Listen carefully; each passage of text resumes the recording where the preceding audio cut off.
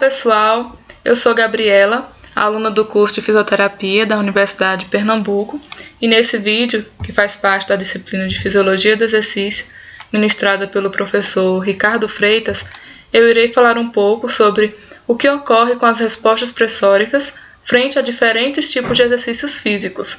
O aeróbico, a musculação, tanto grande massa muscular como pequena massa muscular, o estático, que é a isometria, e a resposta hipotensiva que ocorre após o exercício físico. Bom, sabemos que o sistema cardiovascular ele integra o corpo como uma unidade a fim de manter uma boa transferência de energia, proporcionando aos músculos ativos, através de seus componentes, os nutrientes e oxigênio necessários para manter a homeostasia celular. Ainda de início, falando sobre pressão arterial, ela representa a força exercida pelo sangue contra as paredes arteriais durante um ciclo cardíaco. Essa pressão pode ser medida obtendo-se duas mensurações, a pressão arterial sistólica ou sístole, que é a de valor mais alto e ocorre durante a contração ventricular esquerda, e a pressão arterial diastólica ou diástole, ela é a de valor mais baixo e ocorre durante o relaxamento do ciclo cardíaco. Essa última ela também indica a resistência periférica, que é a dificuldade que o sangue pode encontrar ao fluir dentro dos vasos sanguíneos. Esse é o aparelho que mede a pressão arterial, o esfigmomanômetro. No indivíduo normotenso, ele apresenta, em geral, pressão arterial 120 por 80 mm por mercúrio. E se considerarmos o fato de que, durante o exercício, o coração deve bombear mais sangue que quando em repouso, devido ao aumento da demanda de oxigênio por parte dos músculos esqueléticos ativos, que estão sendo mais recrutados, se faz necessário respostas pressóricas para suprir tal oferta. E essa resposta da pressão arterial ao exercício vai variar com a modalidade do exercício e ela é proporcional à sua intensidade. Em relação aos exercícios aeróbicos, que é aquele que a contração muscular é seguida de movimento, é preciso ocorrer um aumento do fluxo sanguíneo para a musculatura ativa. Com isso, observa-se também o aumento do débito cardíaco, da frequência cardíaca e do volume sistólico. Observa-se também a vasodilatação da musculatura ativa, que reduz não só a resistência vascular periférica, como também a resistência periférica total. Aqui um exemplo de exercício aeróbico, que pode ser a corrida ou caminhada. Quanto maior a intensidade, maior será a necessidade de sangue, ou seja, esses ajustes hemodinâmicos, eles resultam na elevação da pressão arterial sistólica, que irá aumentar diretamente proporcional ao aumento do débito cardíaco. E a pressão arterial diastólica, ela vai permanecer em manutenção ou mesmo em redução.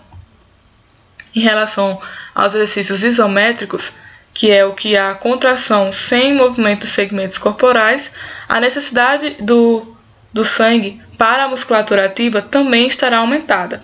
Porém, a contração isométrica de forma mecânica comprime e impede o aporte de sangue para a região.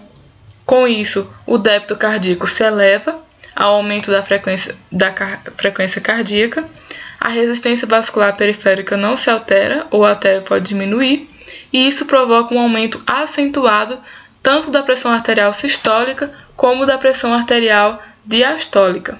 Aqui um exemplo de exercício isométrico, que é a prancha abdominal. Em relação à massa muscular, nesse caso, quanto maior a massa, que requer uma sobrecarga cardiovascular relativamente maior, isso induz a um aumento dramático também da pressão arterial.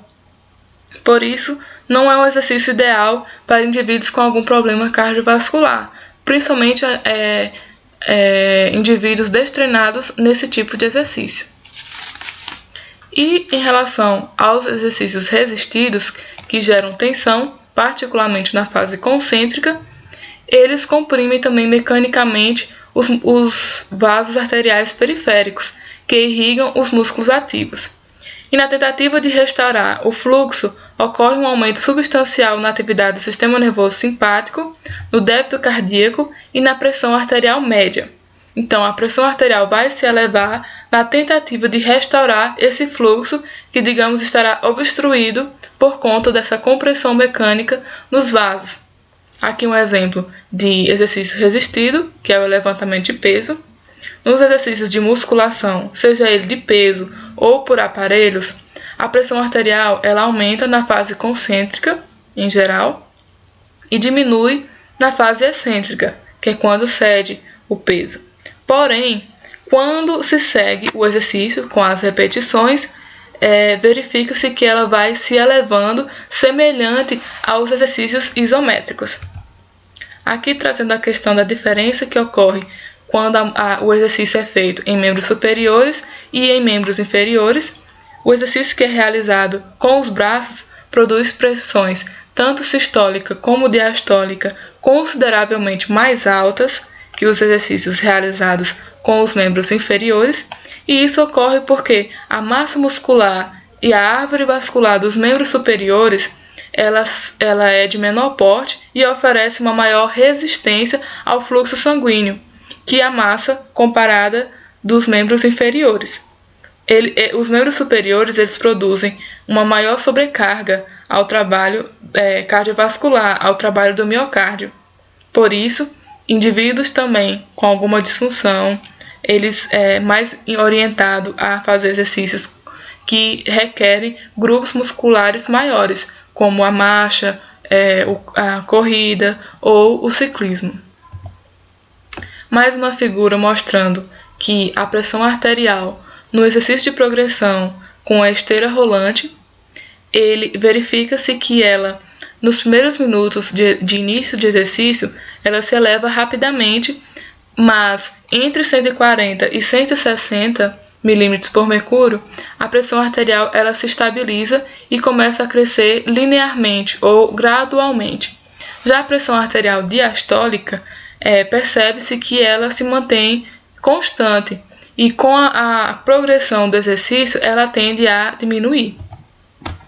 Por fim, por que acontece uma resposta hipotensiva após o exercício físico? Então, isso acontece devido a uma quantidade significativa de sangue que permanece estagnada nos órgãos viscerais ou nos membros inferiores durante a recuperação. Essa estagnação reduz o volume sanguíneo central, ou seja, próximo ao coração, que consequentemente irá reduzir a pressão de enchimento atrial, que é feita pelas veias, pelo sangue venoso, acarretando em uma queda da pressão arterial sistólica. Essa queda ela é temporária, pode durar até 12 horas, e ela acontece tanto para indivíduos normotensos como para indivíduos hipertensos. Ela é igual em ambos os casos. E esse dado ele proporciona um apoio adicional para o tratamento da hipertensão, o tratamento com exercício moderado e não farmacológico. Essas foram as nossas referências. Obrigado e até o próximo vídeo.